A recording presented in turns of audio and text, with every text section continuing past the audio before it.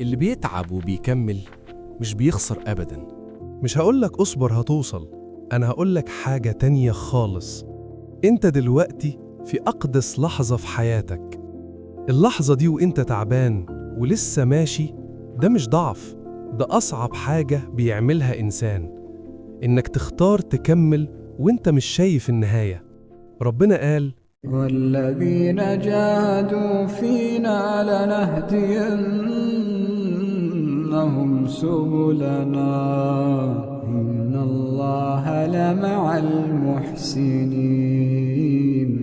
ما قالش لما توصل، قال لما تجاهد. هو اللي هيفتح لك الطريق. صدقني، خطوتك الصغيرة النهاردة وإنت معافر عند ربك أكبر من 1000 إنجاز عملته وإنت مرتاح. أنا قبلة، وخطوتك هي اللي بتصنع طريقك.